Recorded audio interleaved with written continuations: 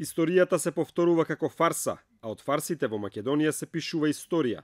Работата на собранието често се доживува токму како фарса. Законодавниот дом многу почесто функционирал со намерно крената рачна кошница, отколку што во конструктивна дебата помеѓу пратениците од владеачкото мнозинство и опозицијата се носеле законски решенија, без обструкции и блокади.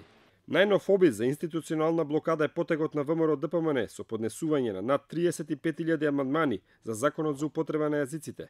Ваквата бројка секако ќе ја одложи расправата за законот. Прв проблем е преводот на амандманите на албански, а втор, времето што ќе биде потребно, амандманите да се разгледуваат, па се лицитира со предпоставка дека тоа може да трае од 6 месеци, па и до неколку години. Дали е или не е блокада за собранието, зависи дали гледате од перспектива на власт или на опозиција. За ВМРО ДПМН ова е правна борба против неуставниот закон, а не блокада на институциите. Тезите дека собранието е пред блокада се неточни.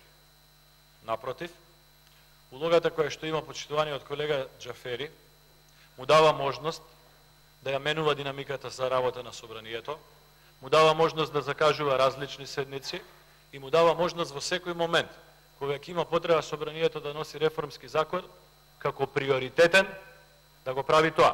Ова можеби ќе влезе во историјата како своевиден македонски Гинисов рекорд во поднесени амандмани, но не е нов рецепт што го применува некоја политичка партија. Амандманските војни постоеле од секогаш. Најчесто се за чувствителни законски решенија или при гласање за буџетот. До сега рекордот по поднесени амандмани го држаа пратениците од ДУИ, 15.000 за законот за бранители во 2012-та, спакувани во околу 20 преполни кутии. Тие амандманите ги истоварија во собранието. И од ДУИ тогаш ова не го гледаа како институционална блокада. Џафери, за да го одложи донесувањето на законот, го воведе терминот говор со молчење. На секој амандман тој или молчеше или читаше книги. Говорот со молчење говори доста и е голема порака. И поради оваа причина би ве замолил да не интервенирате. 7 години потоа Џафери не молчи и од позиција на председател на собранието мора да се справи со двојно повеќе амандмани поднесени од некогашните коалициски партнери.